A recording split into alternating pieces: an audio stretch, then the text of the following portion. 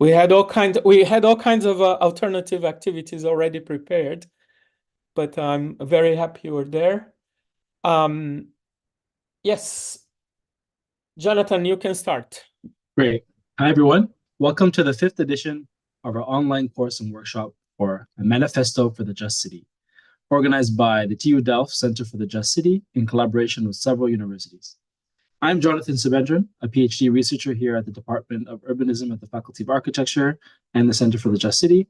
And I'm here with my colleagues Caroline Newton, Roberto Rocco, Juliana Gonçalves, Hugo Lopez, and Aditi Nadarajan. We're excited to have you with us today and see us, this growing community committed to spatial justice and the concept of the just city. This event is being streamlined live on YouTube and will be available as part of our Duty of Care podcast. Several episodes are already available and links will be shared in the chat. I'll send it over to my colleague, Juliana. Thanks, Jonathan. My name is Juliana Gonçalves. I am an assistant professor of spatial planning and strategy at the Department of Urbanism in the same faculty as my colleagues here.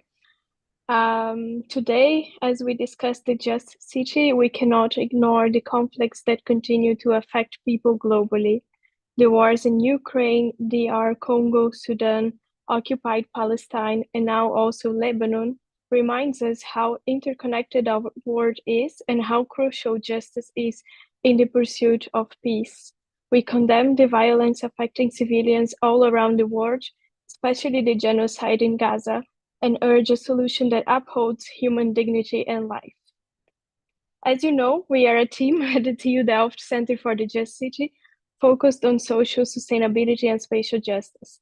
Today, we have the third session of the 50th edition of the Manifesto for the Just City. In the last few years, our event has grown into a global initiative, attracting more than 900 students from more than 100 universities from all over the world, resulting in 3 published books, as well as another one about to be published with a total of 266 manifestos. The books that are available for free download on the website and are being shared now in the chat. I just want to remind you once again that this event is open to anyone. The indication that the event is aimed at students from disciplines related to the built environment is really just an indication. This is an open event and anyone concerned with the Just City can participate. I will hand over to my colleague, Caroline, to introduce our speaker.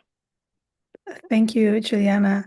Yes, and before I'll introduce our guest speaker, Efadul, I just want to take a brief moment to remind you of the importance of why we are doing this and why we are trying to write a manifesto. It is because a manifesto is, I think, a crucial tool in shaping a hopeful and transformative vision. And in our field, for example, in spatial planning, I think it can really be an added value because they are more than declarations. For me, they embody the commitment to disrupt the status quo and to chart a new course towards equity and justice. And in spatial planning, where the entrenched systems of neoliberalism, inequality, and spatial injustice dominate, manifestos are vital to provide this counter-narrative. They articulate a clear vision, they set forth radical ideas, but also offer sometimes concrete principles that can guide practice in ways that challenge existing power dynamics and promote an equitable urban future. And I also think, and Roberto said that also last time, manifestos, they can really ignite imagination and foster creativity. And as we have explained last time, as well as Farhana Miraftab explains very clearly, for too long, neoliberalism has kind of colonized our imagination.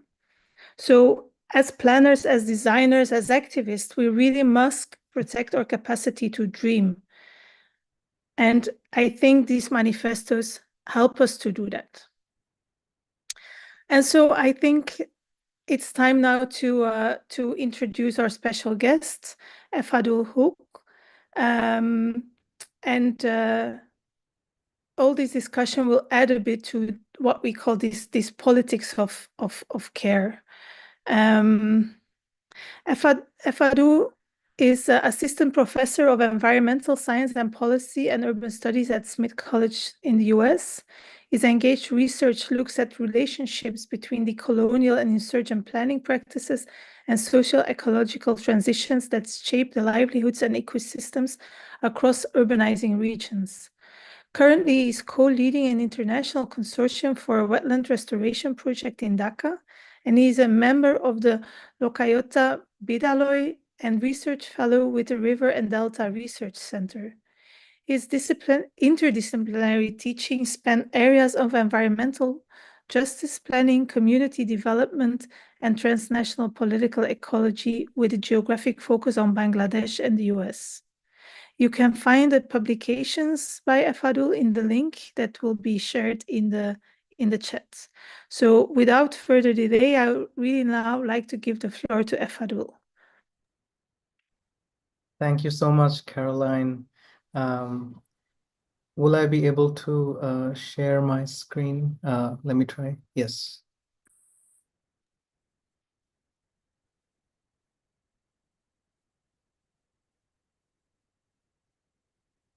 Okay.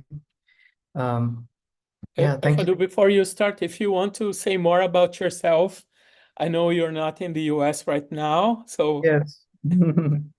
Thank you, Roberto, for that. Yes, I am currently in Bangladesh. This is actually my sabbatical, so I've been traveling, and it's quite an exciting and interesting time to be in Bangladesh if you are following the news. We just, it's only been about 2 months that we overthrew our authoritarian fascist government that was ruling for the last more than a decade. So it's quite a happening time in the country right now. And I'm a faculty in environmental science and policy and urban studies at Smith College, USA. Yeah, that's about me. I don't know if you have any other prompts for me to share. Okay, so I can get started. So yeah, good evening, everyone. It's really an honor to be here today and to be in conversation with you. As I said, I'm joining from Bangladesh, and it's not just a moment of political change here. It's really I think, a threshold where we are rethinking our approach to justice and city making. So joining this conversation on the Just City Manifesto is just right on time.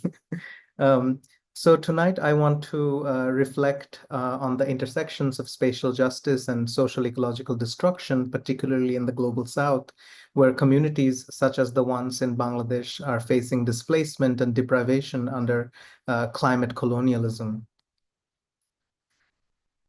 As you are all probably well aware, the planet is moving through a social ecological collapse, and it is hitting the global South the hardest. As I say this, I'm holding in my heart my friends who have been displaced by the hurricane in southeastern US. And just to be clear, when I use the word collapse, I use it intentionally to mean the sort of irreversible and inevitable global large-scale shifts that we are undergoing. Also, when I say global South, I'm not referring to geographic locations, but instead to a relation of domination and subordination, whether that's economic, political, social, cultural, or epistemic. So last year, I remember in a One Earth commentary, scientists were pointing out how climate models haven't really fully taken into account the amplifying feedback loops and tipping points that they ought to. And in the worst case scenario, this could mean irreversible shift away from Earth's climate. The latest IPCC reports project similar dire situations in countries around the world, including Bangladesh, which is an active delta. And as we are going through this social ecological collapse, we are seeing public funds going into further wars and colonial projects around the world. And I'm so glad, some of you already mentioned this in the introduction. For example, the remorseless colonial cruelty unfolding in Palestine, what some have now called an herbicide, a deliberate destruction of cities and urban communities. So we are, I think, faced with a set of overlapping forces, a shift away from democracy, a rise in inequality, hardening of borders, expansion of surveillance and policing, fascism and identitarianism, gentrification, you name it. And although these problems are not new, their producers and beneficiaries are now merging and syncing up in transnational, with each other in transnational circuits.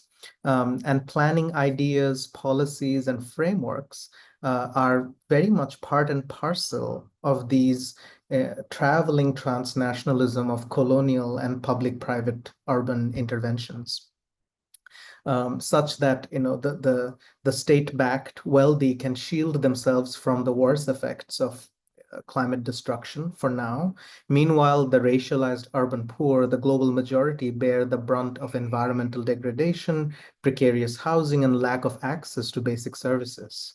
In the global south, development and adaptation projects and funds can be captured by political elites. So, for example, Bangladesh's former government, Sheikh Hasina's government, presented itself as a climate champion on world's stage. And the prime minister actually received various awards for her climate championship and advocacy. But many of their rural adaptation projects have been locally controversial, to put it mildly, and locals and activists couldn't dare to speak up about these given the threat of violence under the regime.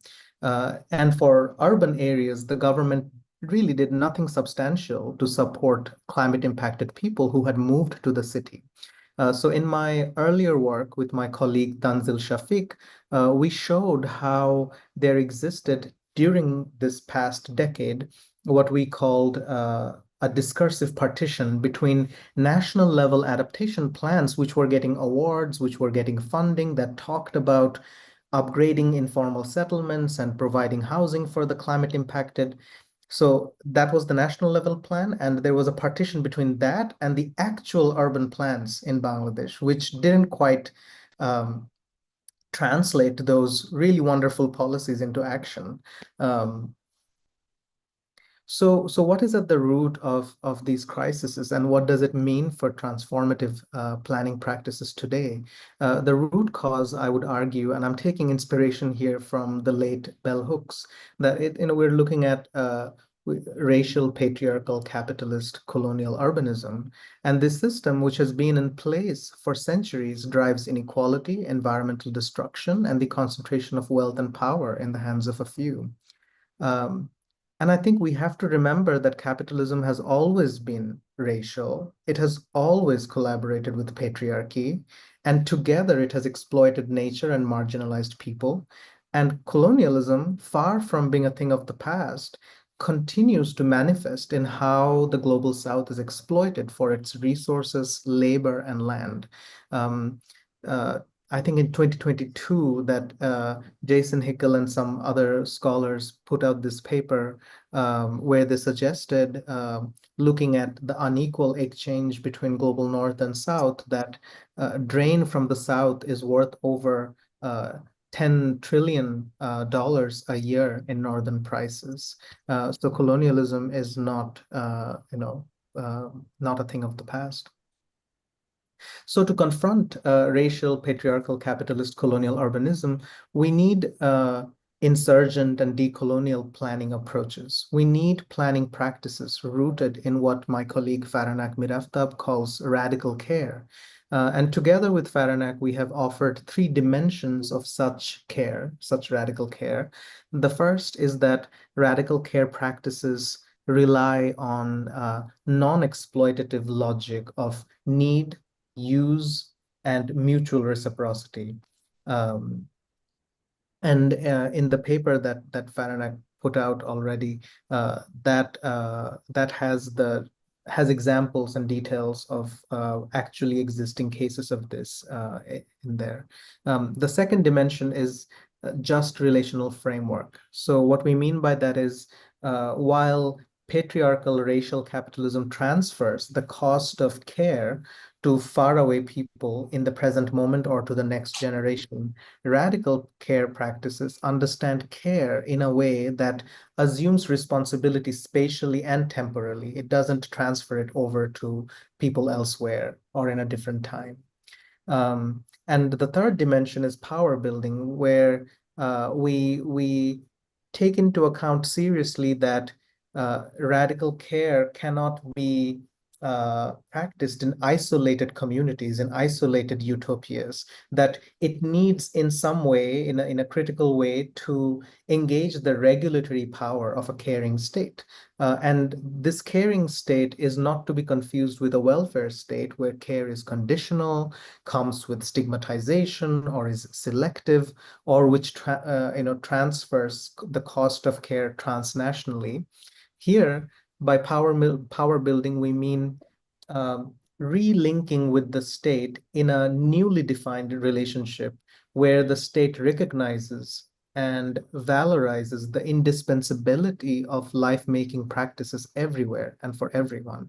And it can take the form of building this kind of power can take the form of solidarity organizing and organizing horizontally across sectors, environment and housing, housing and labor, and so on, and across scales of governance, dismantling that discursive partition that we talked about across local, regional, global scales. So let me now take you to some of my ongoing transformative planning practice experiments that I've been involved with in Bangladesh. And I have been thinking about these situated practices as Lokayoto planning practices. Lokayoto is a Bangla word which one could translate to that which is among the people. To me, Lokayoto planning refers to interstitial and invisibilized practices of collective life and placemaking among intercultural communities in the Bengal Delta. And this thinking and doing that I'm part of emerges from my co-organizing efforts in the Lokayoto Biddaloy collective. So I will first contextualize a little bit about the kinds of areas where we're doing work here. As I already mentioned to you right at the beginning, that for over a decade, Bangladesh has been in the grip of this authoritarian government. And this regime was quite successful in creating GDP growth and spectacular infrastructure like the metro rail and the Podda multipurpose bridge. And its urban development model has brought about unchecked destruction of wetlands and rivers and reinforced marginalization by evictions. And it held collectively built settlements in this state of what scholars have called permanent temporariness. So take, for example, Coral, which you can see on the left-hand side image. It's a collectively built settlement in Dhaka, the capital city of Bangladesh, where I am right now. And it's the largest settlement in Bangladesh. And it's home to more than 200,000 people, and its residents live under a threat of eviction. Why? Because instead of providing secure tenure and basic services to these communities, the state continually threatens them with evictions because it wants to create an IT park on this land. Housing justice advocates and anti-eviction organizers have been resisting this eviction for more than a decade now. So these contested landscapes are what Searle has called landscapes of accumulation in South Asia, meaning these urban infrastructural and building developments are speculative gambles rather than representing a Bangladeshi society that is globalizing. These projects are actually predicated on forecasts of development and progress. And there's a performative character to such urban development. By creating these landscapes, investors and political elites are hoping to accumulate more through this process. And in this process, investors, developers, consultants, government officials are transforming land from resource for life-making, resource for agricultural or industrial production into an international financial resource. Another dimension of the dominant urbanization in Bangladesh is territorialization. And we can see this in Turag River, which is an urban river. If you look at the map to the right, it's the on the left hand, the brown line is Turag. It runs from north to south on the west side of Dhaka. This river is a vital lifeline for both humans and more than human lives, but has now been turned into a toxic dumping ground. With my colleague Mohammed Ezaz, we have been highlighting and organizing against the territorialization processes in Turag's riverine areas. Territorialization here refers to how river restoration projects and legislations that were created to protect the river actually displaces river-based communities, and how state-backed real estate and industrial interests are creating land out of the wetlands and rivers in urban areas. And as these river-based communities are expelled from the expanding city, their reciprocal relationships and their practices of stewardship, those are erased and displaced.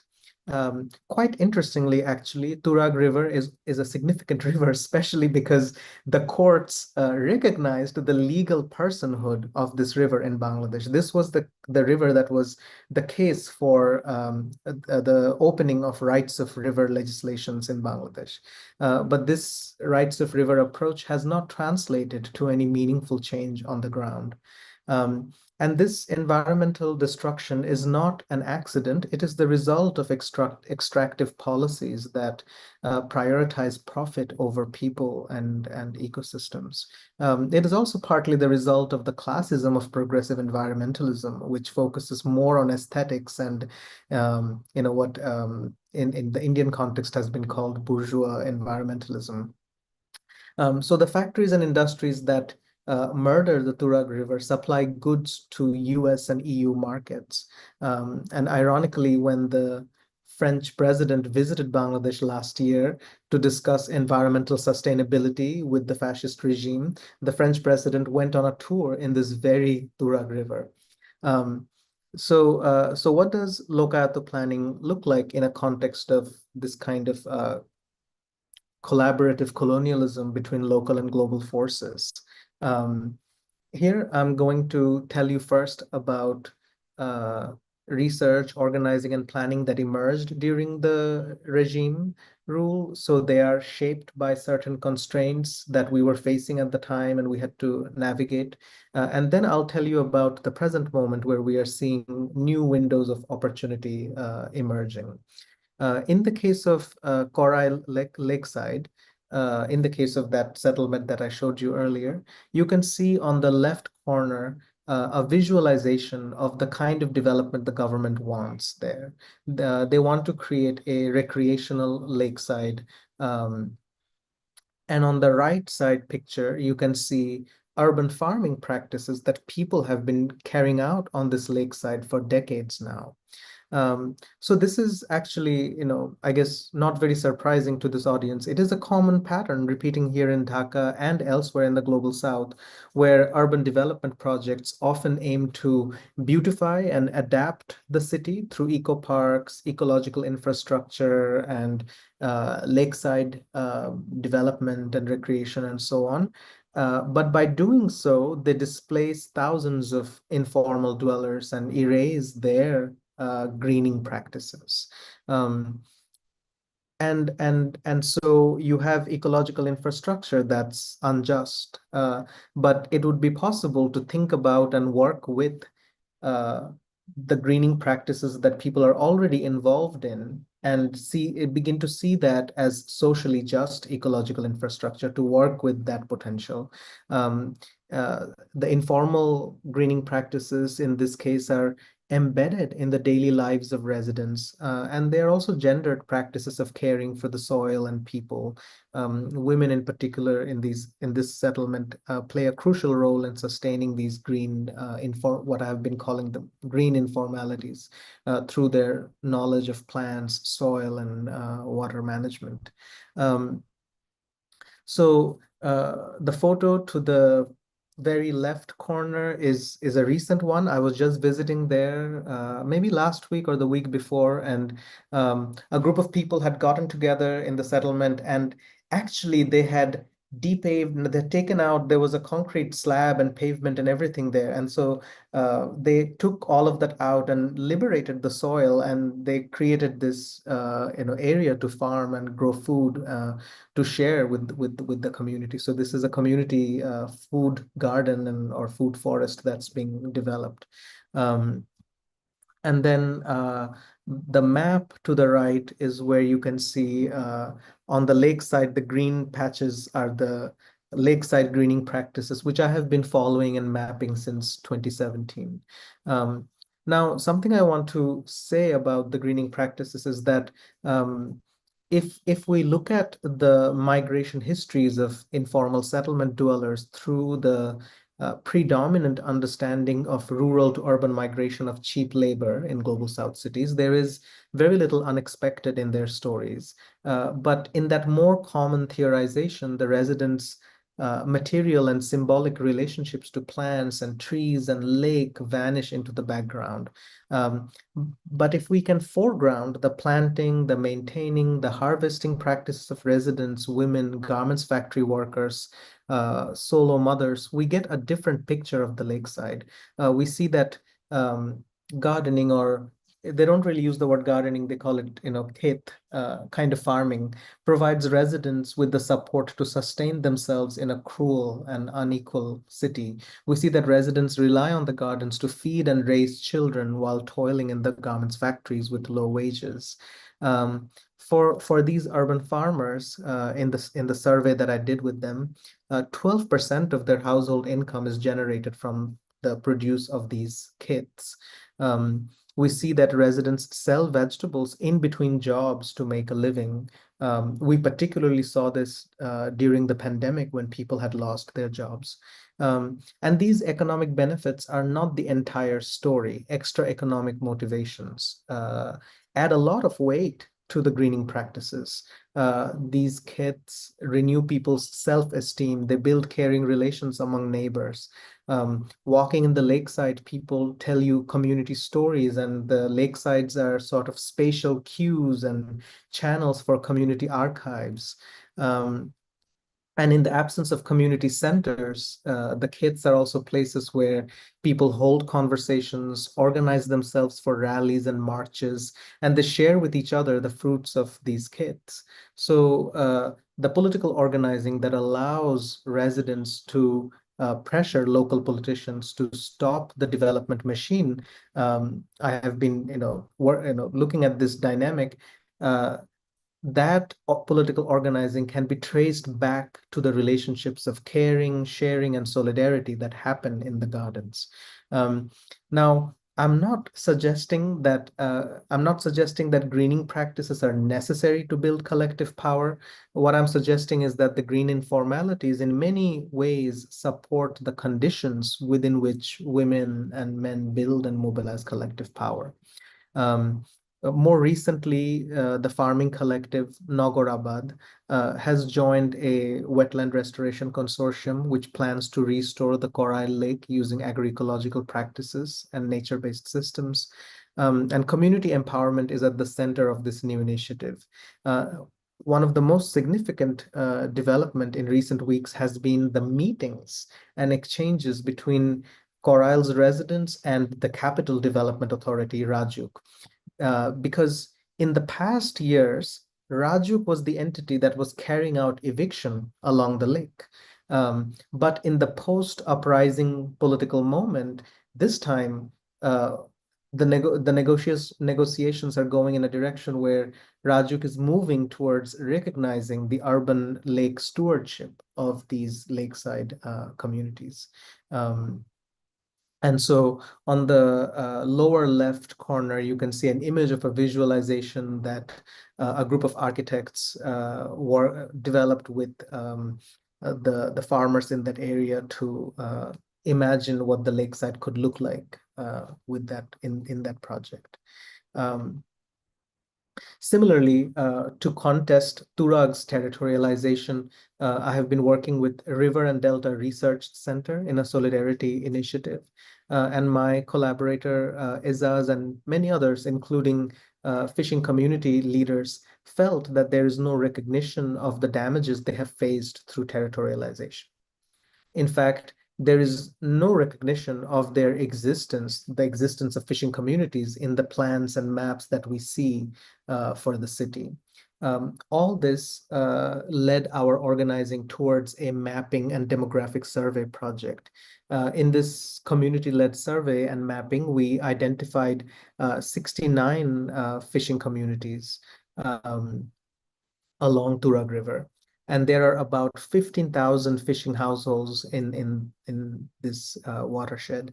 400 fishing households participated in the survey. The goal for us is to use the survey to make fishing communities visible to municipal and planning authorities and connect them to social safety nets and place them as legitimate urban dwellers on the agenda of planning. As our relationship to the fishing communities deepened and we started receiving invitations to go to community cooking events and festivals, on the left, you have an image of a music event where local musicians were sharing songs and conversations with community leaders in the area led us to launching a mutual aid project to create drinking water tanks. We reached out to Bangladeshi diaspora for support as well. A wide network of organizers joined these efforts and raised funds and worked with different fishing communities. So far, we created 5 water tanks in 5 different communities. Ezaz and others also organized medical camps. These areas had no access to proper water, even though they're part of some of the areas are part of the city corporation. They don't receive water, and the river water is polluted. And fishing community leaders and environmental justice activists settled on the word Shanghoti, roughly translating to solidarity, to describe these mutual aid projects. There is a recognition underlying the current activism that riverside communities care for the river in a precious way, and by doing so, they care for all other city dwellers. So those are the projects and initiatives that we had been building under the authoritarian regime. And with the July uprising, we're now in a very different moment. The first lesson of the July uprising is that a resistance to authoritarian urbanization models are possible. This was truly a distinctly urban uprising with student organizers gathering in the capital city and taking its streets. Although the movement initially started among students, particularly women organizers played a crucial role. Eventually, it spread among all classes, ethnicities, genders, including Hijra and queer communities. Particularly the urban working class, rickshaw pullers, for example, really strengthened the movement with their participation. And as the government unleashed violence against the protesters, like shutting down the internet, giving shoot-on-sight orders, the protesters deployed both offensive and defensive tactics. On the one hand, protesters attacked government buildings, for example, national media outlets that were spreading government propaganda. They attacked symbolic infrastructure like the metro rail stations that stood for the government's rhetoric of growth and modern progress. Here we have an image of one of these fancy expressway roads that were created, and it had a mural of the prime minister on it, and people defaced the mural. They hung shoes from the top of it. On the other hand, protesters also created ephemeral liberated zones free from police presence across the city. I want to read to you what one of these liberated zone felt like to one of these participants.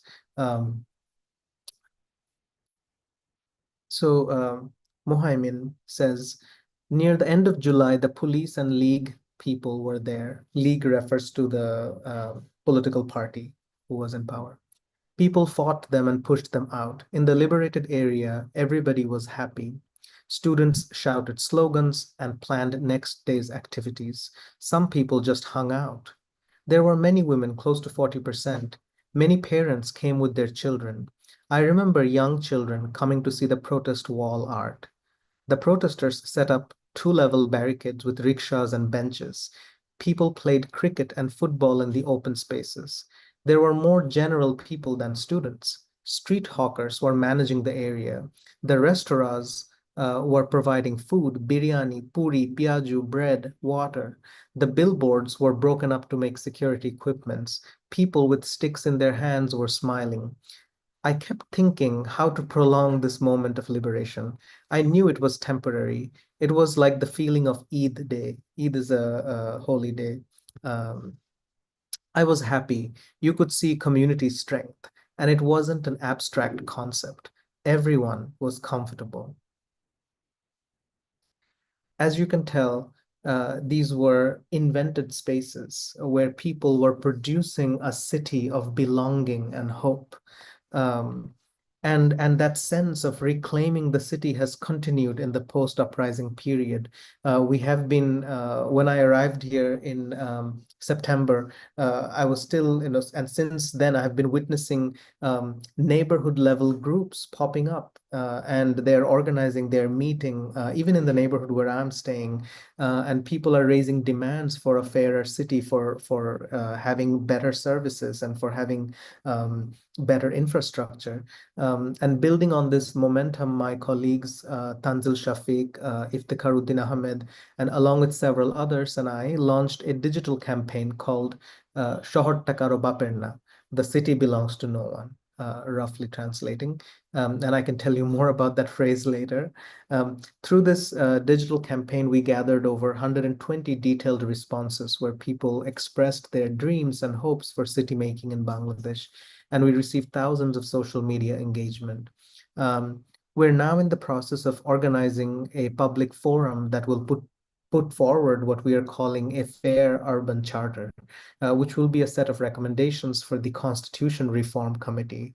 Broadly speaking, we're making the case that that when our Constitution was first created in 1971, we were primarily a rural country, and now we need to establish guiding principles for our urbanizing future trajectory.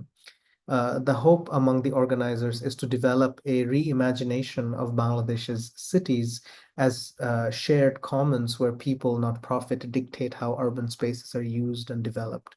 The uprising moment has also raised profound questions about the limits of inclusion and fairness in city planning. For example, here you can see a wall graffiti on the right side that says, let this city be for all animals.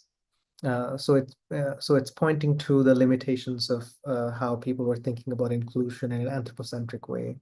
And at Lokayoto Collective, with my colleagues Orup Rahi, Uchacha, Echak, and others, we have been in long conversations about a decolonial approach to social-ecological justice that agitates against the anthropocentric colonial legacies of planning practices. And we have been collectively reflecting on this idea of the Panchobot, which is in the traditional placemaking practices of the Bengal Delta in this region and surrounding regions, 5 trees are planted in 5 directions around settlements, townships, or any other perimeter or construction. You have the peepal tree in the east, the banyan to the west, the Bengal quince in the north, Indian gooseberry to the south, and Ashok tree in the southeast. And although many people acknowledge the 5 trees and their directional placement as traditional ecological knowledge, the Panchabot practice, in our understanding, is not timeless. We hold that the 5 trees and their directions may change depending on time and place and depending on the shifts that we're going through. We may need to respond to land-based priorities and situated considerations in our Panchabot praxis. So, for example, it is now urgent to plant palm trees in different regions of Bangladesh to protect against more frequent lightning storms under climatic changes. And we may need to prioritize specific species and their vitality. That is, we need to reconfigure nature and human relations in response to the particularities of different bioregions composed of settlements, rivers, beals, mountains, sea, or plain areas. So we co-created a meditative text that articulates our understanding of interbeing relationships, Panchabot as a doorway to thinking about the planet as an interbeing. And this, the collective is calling Panchabot practice. And we're now organizing various embodied, speculative, meditative interbeing experiments, such as walks and healing circles, based on our evolving and situated understanding. I can share the link to this text in the chat for you to look at later. So to conclude, I want to bring us back to the concern we started with. How do we create human urbanisms within collapsing social ecologies? I think when we talk about transformative planning practices, we are fundamentally talking about the democratization of our cities, which is not the same thing as electoral democracy. I mean it at a more profound level, recognizing the dignity and knowledge of urban dwellers, particularly marginalized communities. Democratization in this sense involves building systems of radical care and solidarity, building counter-hegemonic power through situated modalities of planning, such as in my case, Lokayoto planning. The image here is an image that was co-created to represent what would a city look like if we recognized the valuable knowledge and stewardship practices of fishing communities in Dhaka city. So I look forward to learning about how you are envisioning transformative planning practices in your own contexts, wherever you may be. And I'm so excited to see all of the manifestos that will emerge out of these workshops. Thank you so much.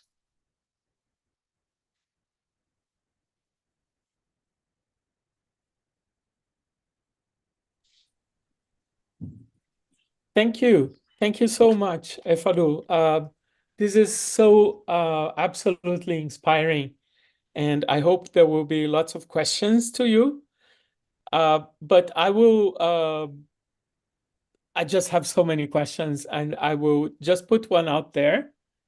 And it's a little bit of a provocation because I don't think anyone has an answer to that. But you mentioned how capitalism, neoliberalism, colonialism, and patriarchy are connected. They are basically one big continuum, and in my view. I always say to Caroline's amusement that we know what to do. We have to dismantle that, right? So every time I say that, she laughs because it's not so easy. And I think a lot of our students and colleagues here, they are a bit despondent about what to do. At a very big level, what would you tell them? Is it possible? Should we lose hope? I think was it in the introduction that one of you mentioned what Faranak says about hope? That it is it's a practice and it's something that we have to engage in. I think for me, I will speak from I guess my personal experience to this question, because I think it's just this question is really about how each of us would deal with this. I think it's about taking the simplest steps that we can think about taking and going for it. Because if we are truly to let go of the colonial hangovers of planning, which imagines things in comprehensive ways, which imagines things with certainty, which imagines things with sort of in a way that wants to control everything. If we let go of those sensibilities and take on more of a light experimental, approach to this question and start to do little things, I think that's a place to start building that hope. I would love to also, I would really like others to join in if someone wants to also add to it. Okay, I think we have a lot of some time. Caroline, please. No, I just wanted to, yes, because I also, it's not going to happen overnight, of course, but I really see value in what you said. There are small things we can do, and if many people do small things, Saskia Sassen once said it's like a snowball effect, you put one little snowball and another one, another little one, and they roll down the mountain, and in the end it's an avalanche. So and I also think maybe some people would say I'm naive, but I think it's our obligation as well to stay hopeful and to see how we can make changes happen. So I just wanted to I was kind of agree with this point of even small things can make a difference in the end. I would add, if I may, also the fact that what I'm observing in my native Brazil is that young people's imagination is being captured by very dark visions of the future, generally from the extreme right, which presents us with very simple answers about everything and appeals to our most basic instincts and not very positive ones. And I think we need to capture the imagination of young people in a different way. And we have to think about this, this imagination together. But I want to open the floor to the audience. If anyone has questions, Juliana, please. I have a question. Thanks, Efadul, for your presentation.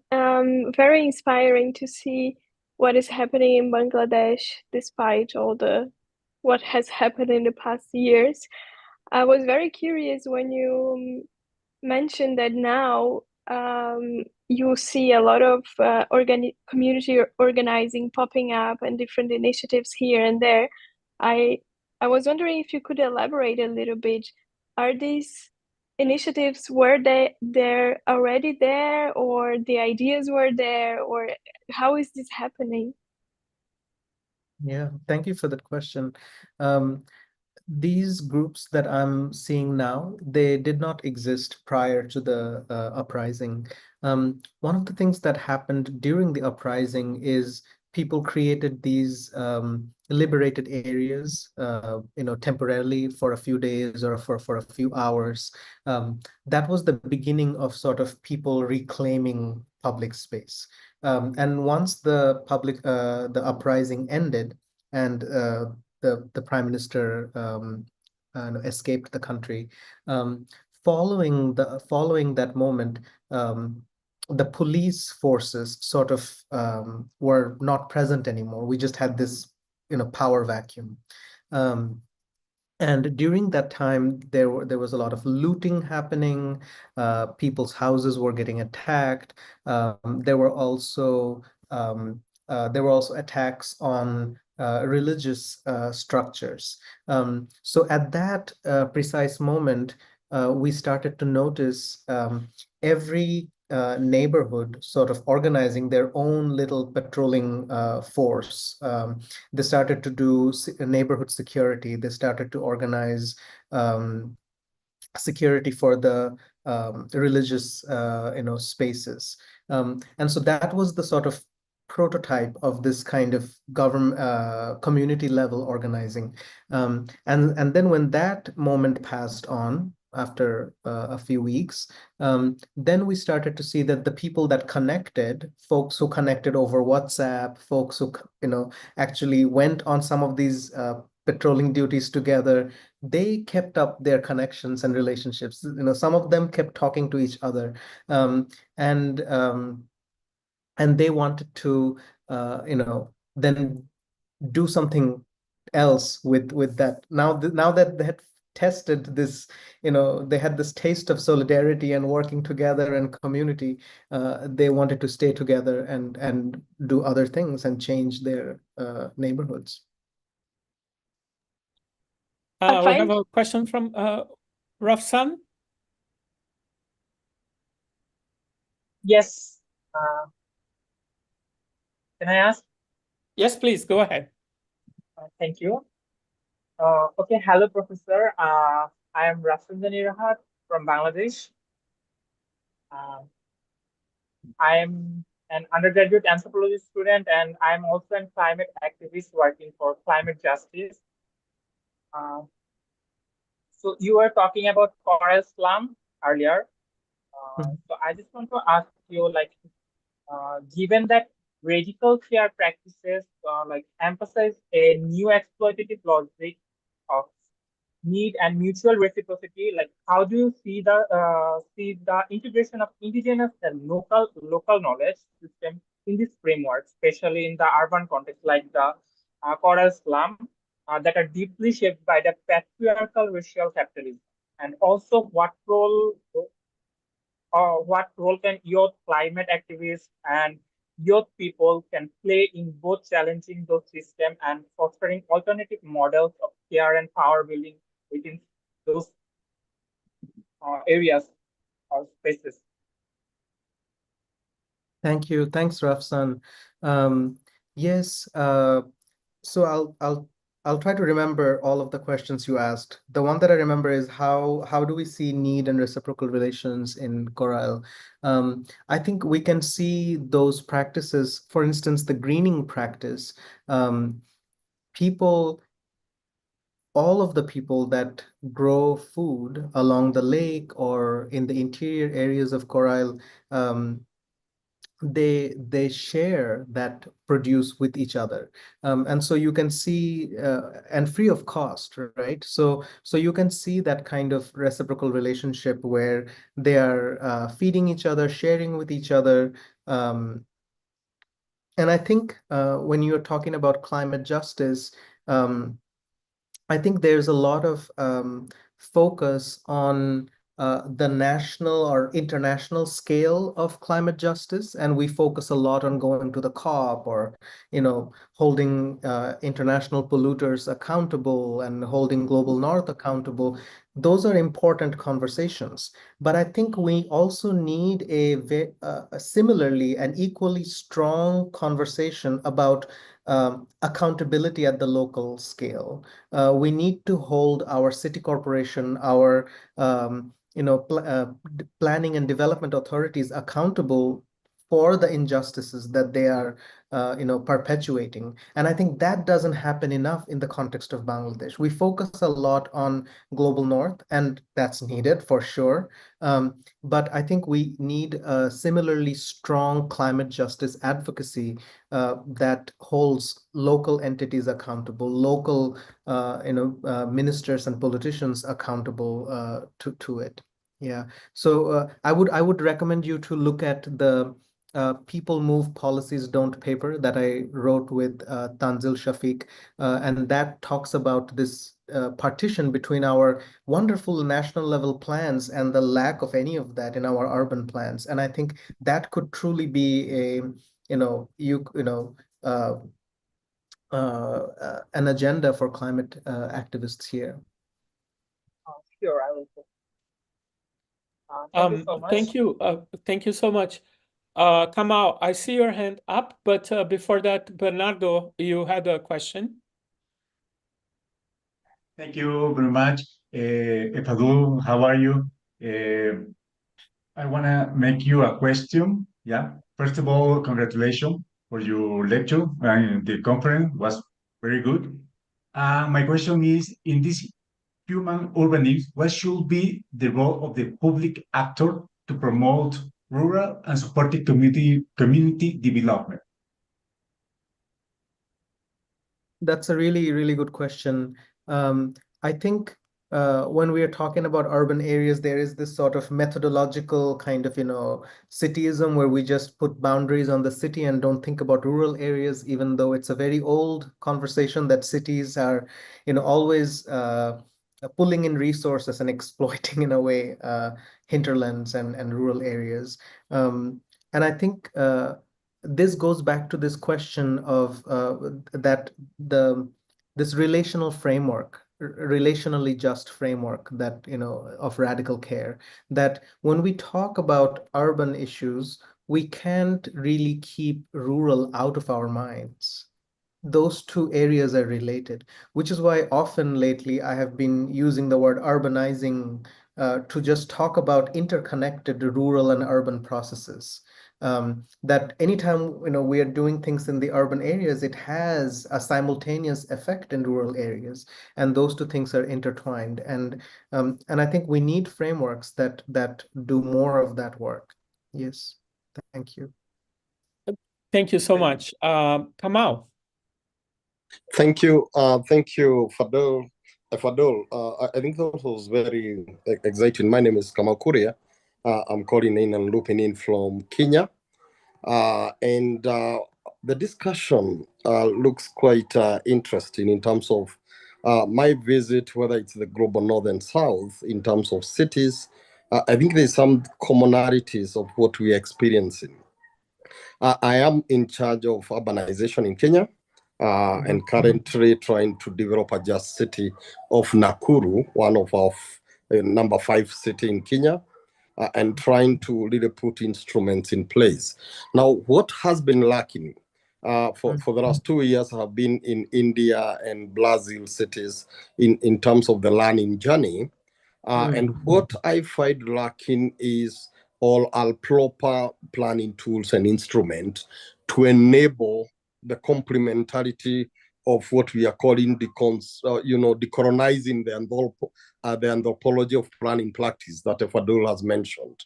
Now, if we are going to go that direction, then we need a very proactive modeling of how then do we change these planning tools and instruments, so that if you're talking about urban agriculture, which in the British standards, what we now use is not recognized, then we need to change the tools and instruments, and especially for us to get approvals. Thank you. Thank you, Kamal. I wholeheartedly agree with you. And I don't know if this falls within the discussion, but I would love to hear if you had any, if you thought further about those tools and instruments in your case, or what have come off, like, are there ideas about what you're doing in your case? It sounds so fascinating.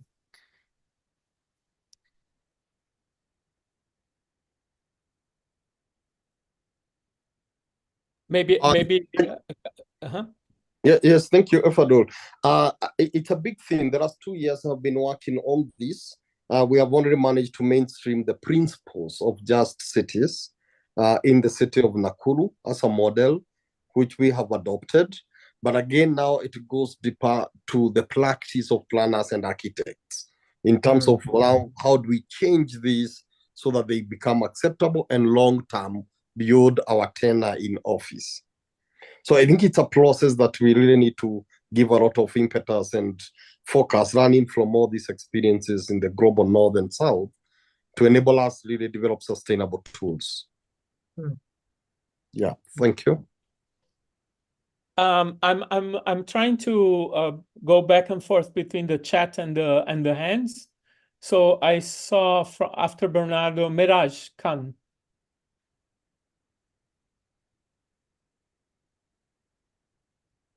Miraj, if you want to ask your question. Hello. Can you hear me? Yes.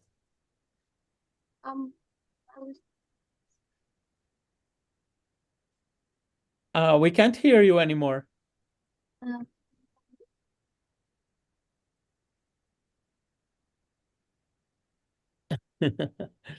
Maybe while you sort out the the sound. Let's give the floor to Aditi, and then we go back to you, Miraj, while you sort out because we can't hear you. Aditi. Yes. Can you hear me now? Yes. Okay, perfect.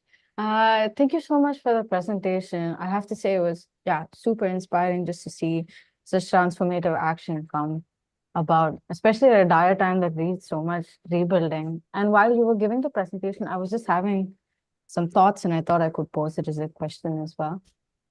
We constantly see such transformative actions come about at a time when, there's so much turmoil. And as much as we can be happy there are transformative actions coming about from this, we still need to acknowledge there were so many people that died during these times.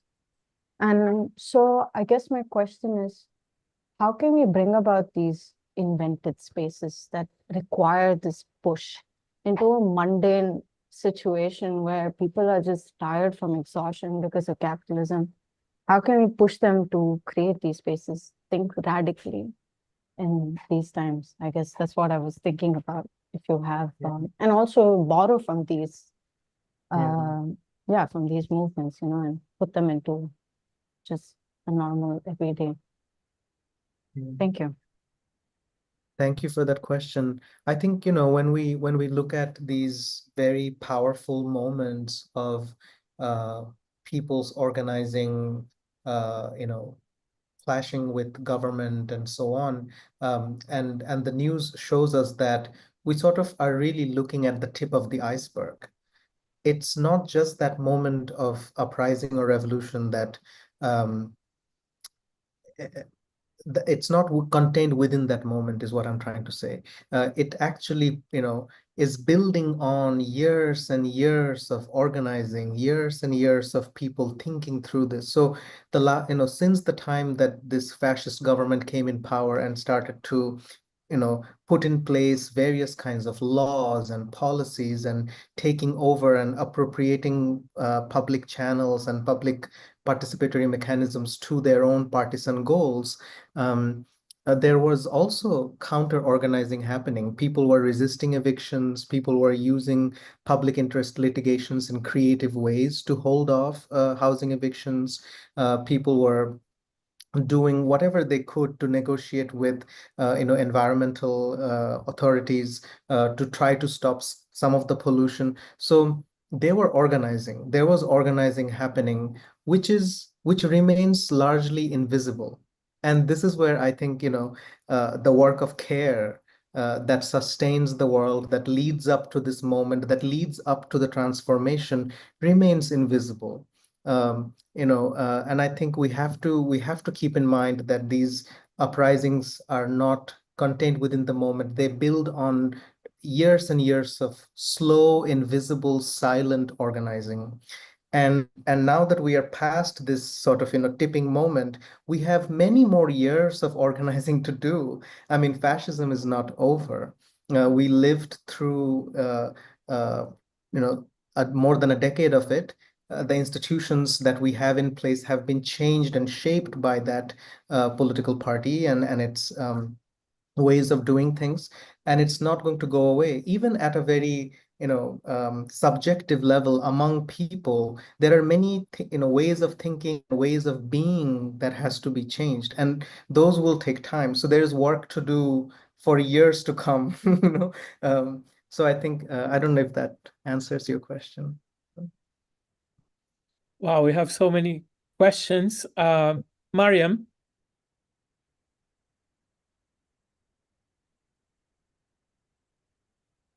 Hi, Mariam. Yes. Hi. Hi. Hi, Robert. Can you hear me now? Yes. Hi, thank you. Thank you so much, Efadul, for your presentation. I really enjoyed it. It was really inspiring, and I believe that colonism is not just something for the past. Even countries like Iran, which were never colonized, experience such situations. And I'm going to ask about your move from theory to practice. I mean, you mentioned something about bell hooks, if I heard it right. And it reminds me some of the projects I had I was working on third space term, as Edward Soja and Homi Bhabha mentioned about colonism. And I was curious to know, how did you manage, how did you deal with the governments before the protest? How did you arrange that sessions with families, with kids, were the governments supportive, or how did you do that? I mean, this practice was very questionable for me. Thank you again. It was really inspiring. Thank you, Mariam. So before this year, I have been working with the farming collective and the fishing communities. Well, I've been working in this area since 2017, more specifically. And to answer your question, the government was not supportive from 2017 with any of this. In fact, I mean, most of our work from 2017 was to create some kind of public discourse about why you shouldn't evict people living in these collectively built settlements. Because every other week there would be a fear that there would be a news or some kind of announcement that says, okay, now the settlement is going to be evicted. And I was working with some housing advocates and housing justice folks who were using public interest litigation in a creative way, and they were interpreting a clause of the Constitution in a creative way to hold off that eviction. But that's kind of where we were at on the informal settlement issue. The farmers were not being supported and not being recognized as taking care of the lakeside. The fishing communities, similarly, when we went to speak to the government authorities in that area, they initially told us, who are you talking about? Fishing communities? They don't exist in the city. This is a city. What fishing community? That was the kind of response that we got. And so, which is why at that time, we decided that, okay, we're going to make the communities visible. So a lot of our work really at that time was about making visible, but without without angering, for lack of a better word, without angering any of the people in power, because they could they could threaten us. All right. I am hesitating because, of course, we are already quite advanced in hours, so I don't want to abuse Efadul's time. But maybe if you don't mind, Efadul, maybe a few more questions. Oh yes, absolutely. I don't mind. I can stay here a little bit longer. Okay, Ferdowsi, I hope I pronounce your name correctly. Yeah, hi, I'm Ferdowsi. I'm from Bangladesh, and I'm studying urban planning in NTNU in Norway. So, hi, Mr. Efadul. Hope you're doing well. Yes. Yes. You have mentioned colonialism and capitalism, and also mentioned how the previous regime used the so-called development to portray progress in the country. But from what I have experienced back at home, like from the colonial experience, we have a very, let's say, Western thought of what development looks like, at least in general level. And my question is, like, when you work with people and people have this such ideas about what development is, how do you work as a planner in local levels where the view of the city differs so much, like what development is? For example, you mentioned Coral, where they're doing cat farming and fishing, but that's because they're getting economical advantage through it. But what if there is no economical advantage, but it's still a good initiative? How do you work with people when they don't see any advantage for themselves, or somewhere where exclusivity is advertised as a positive thing? Like, if this is exclusive, is sounds positive to people. How do you work in local levels with such mindset for a just city? It's certainly a challenge, Ferdowsi, for sure. I think among people who practice greening, for example, in Coral, there's no doubt that it's not just about economic help. It's really, there's a lot more happening in these areas. People actually feel content and fulfilled and dignified when they work in their own gardens.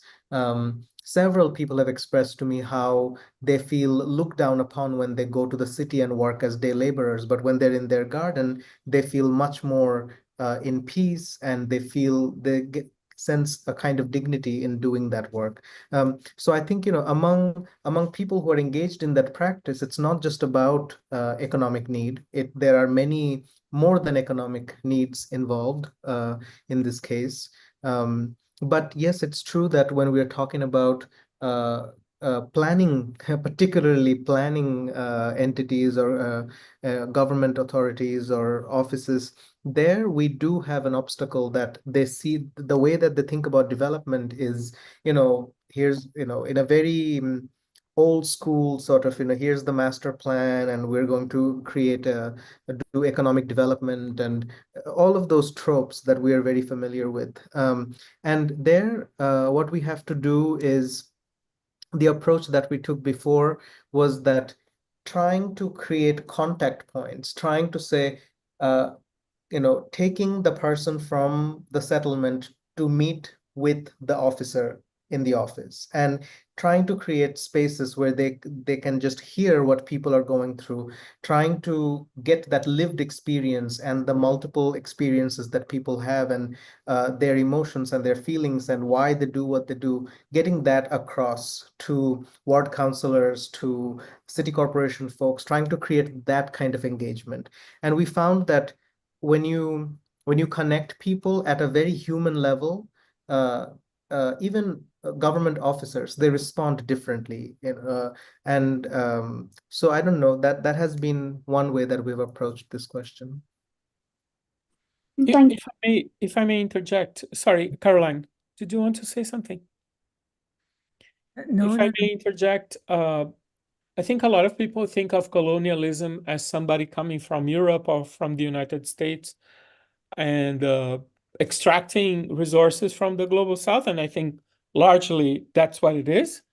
But I think colonialism is also our own elites in the global south subscribing to this and, taking advantage of this, and also subscribing to ideas that are out of place.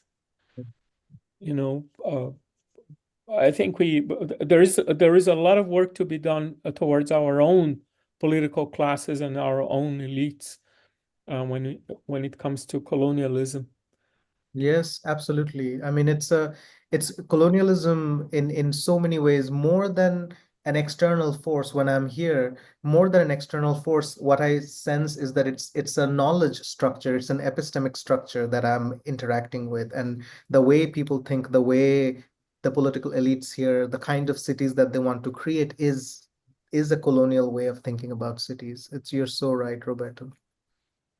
Dinda.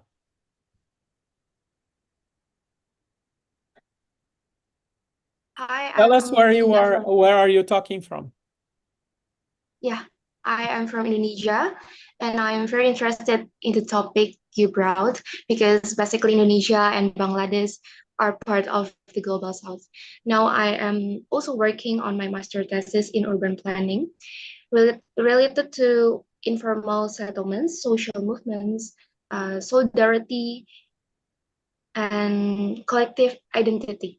And I am so curious, do you think community solidarity can drive social transformation?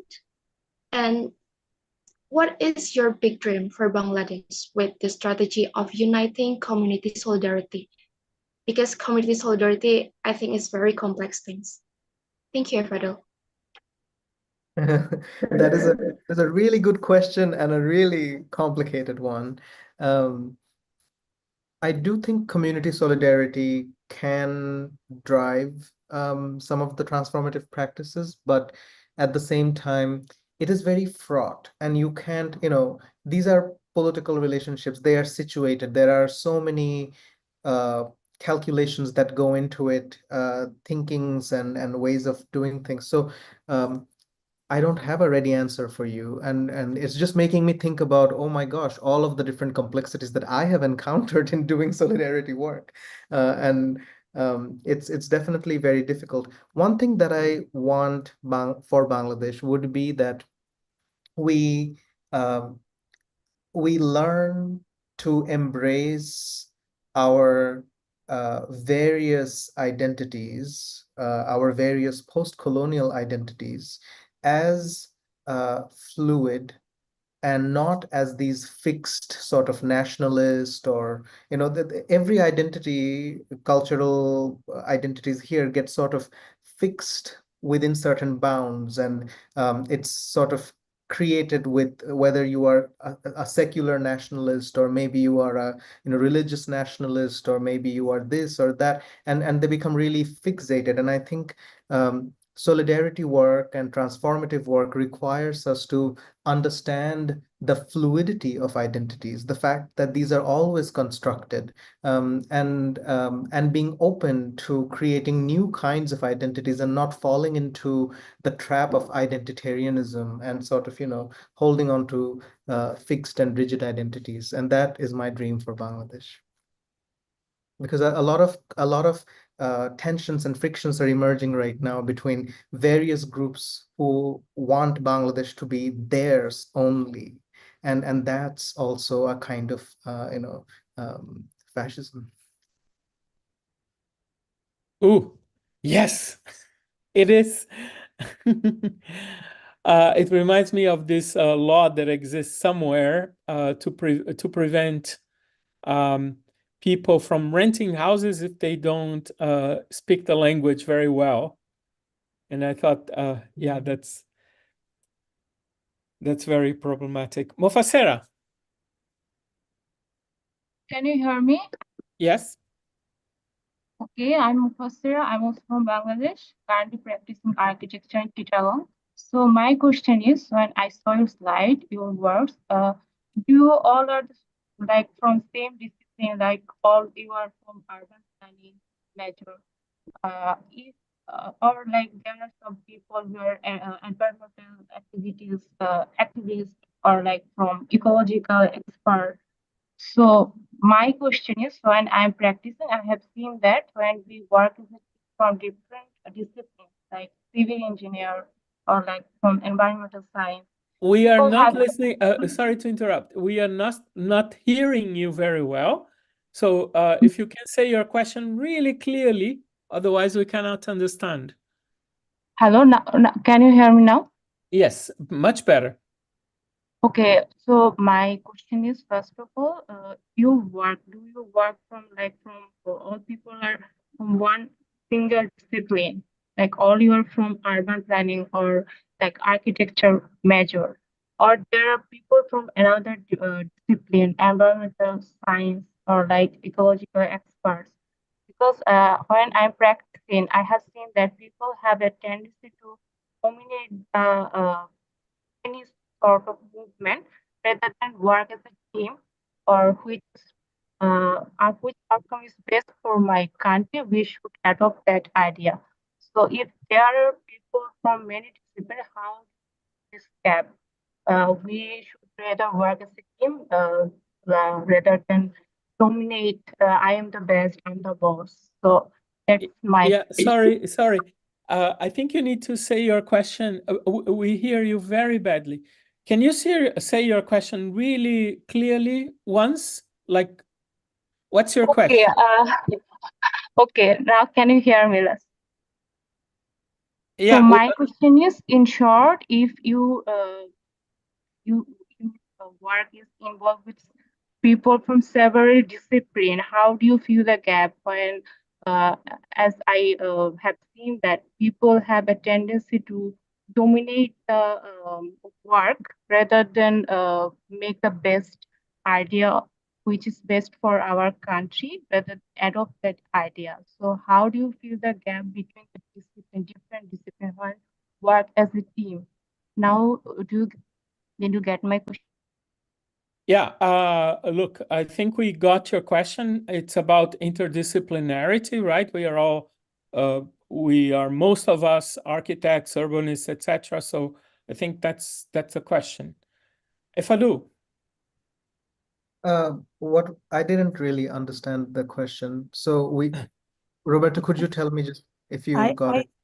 Yeah, I think the question was like very often like a lot of us here in the room as well are architects and from this kind of discipline, and how do you work together in a positive, in a good way? Because what I understood, please excuse me if I'm wrong, is that, and I think it's a real problem, that architects, designers often think that they know what to do, they know how to solve a problem, and that they often dominate the conversation, using then also kind of this difficult architecture like speak, let's say, and so on. So that is, I think, the context of the question. Yeah, you got it.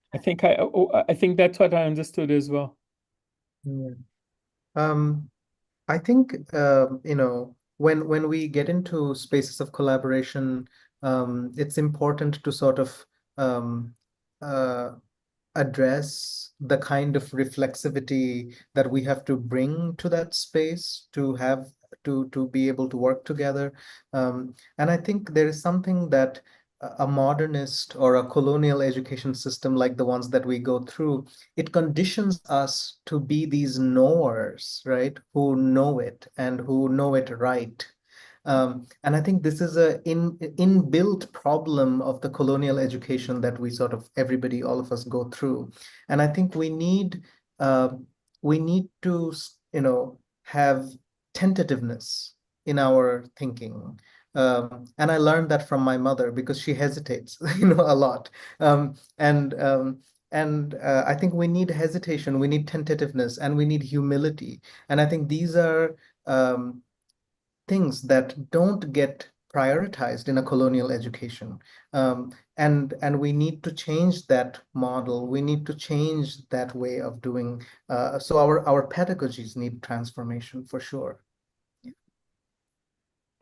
Guys, we are not going to have time to do our breakout rooms today, but I think the conversation is so good.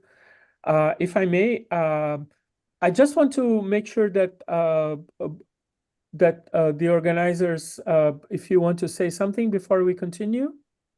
No, I fully agree with what's Luz, I see Luz here. Thank you so much for being here. Luz is a teacher in Chile.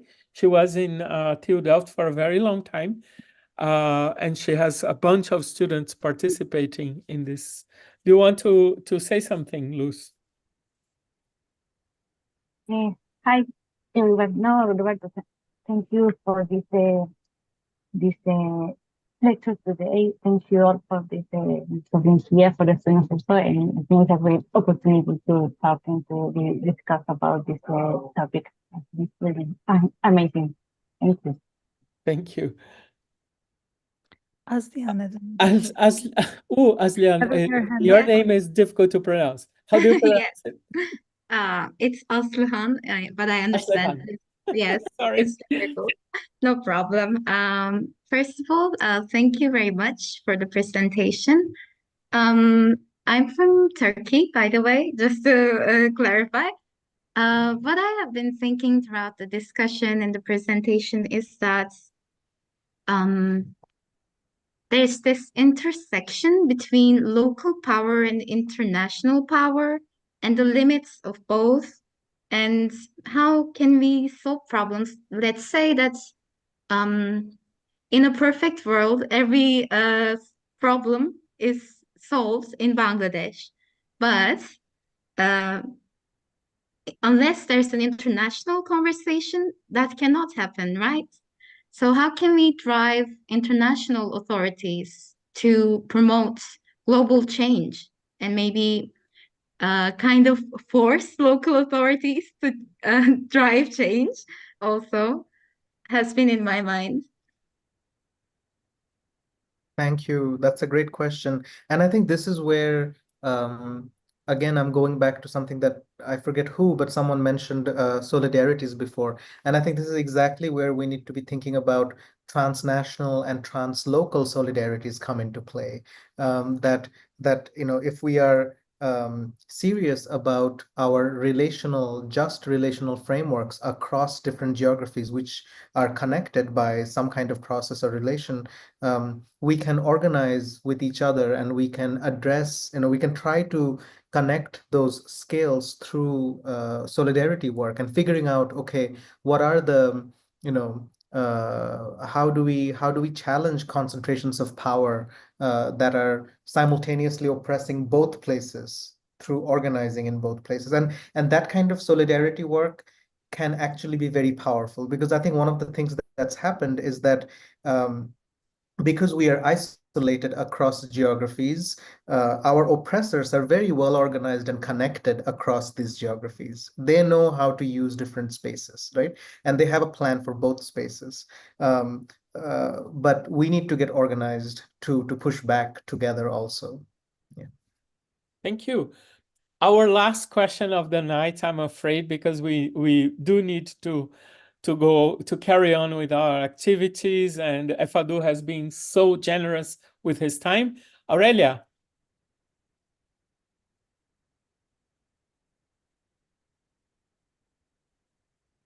Hi, thank you for Hi. the opportunity. I'm Aurel. I'm from Indonesia. I've done my previous research for my undergraduate thesis related to urban slum settlements, where the majority are informal. But in this study area, the population is mixed between formal and informal, and there are ethnic differences. So that community solidarity does not work well. What is an effective way to unite them so that there is cooperation, so they can improve their settlement environment? Thank you. Thank you. That's a really interesting and complex question. And I think one would have to first understand the specificity of their differences. And I think it would be really important to understand how the different communities in question, how their frames of reference might be different, right? How are they understanding the problems differently? What are their metaphors for understanding these problems, right? How do they talk about these problems? How do they communicate about these problems? So I think there needs to be a deeper sort of dive into understanding the differences and then thinking about, are there ways for us to reframe many of these debates and questions in ways that could bring them together, perhaps, or make the tension clearer in a way that can lead to better understanding, maybe not resolution, because certain resolutions never get resolved, and that's okay. We need to be okay with certain tensions that don't get resolved, but we can have more understanding at least. So that's just, given what you told me in 2 sentences, that's the first thing that comes to my mind. But these things are so complex, and you need to know, the situated details. But that's a great question. Well, thanks, Aurelia, for a great question, really. I have to congratulate our friends from Indonesia because it's past midnight there. It's almost half past midnight, and I'm really, it's heartwarming that you are still here so late. I really thank you so much. And I would like to ask for some applause to Jonathan, who just passed his go no go for the PhD. So he is going to go straight to the finish line in his PhD, which is amazing. And also thank you. Well, thank you, everyone. Organizers, do you want to say something? Well, thank you very much, Efadul, for your presentation and staying so long for the questions and answers. But I thought it was really a very nice session. Got a lot of inspiration and a lot of energy again if I see this whole community of people who share the same thoughts and concerns. So Thank you all for that, for giving us this energy. Thank you so very much. Juliana, Hugo, Jonathan. Yeah, I just wanted to say that I was planning to leave earlier because I needed to finish some work, but I just stayed until the end because it was very interesting. Thanks a lot, Efadul. That's serious because Juliana is really, really serious about her work. So if she stayed, it was... Efadul, thank you so very much for your generosity. And thank you. I hope we will meet very soon. For now, guys, thanks a lot and see you soon. For the Ambition students, we are going to stay 10 minutes more. So only the Ambition students. For the rest, thank you so much, everyone. Thank you, everyone. Thank you for having me. Thanks you. to all the organizers and everybody, all the work for making this happen. Thank Bye-bye. you. Thank you for being here.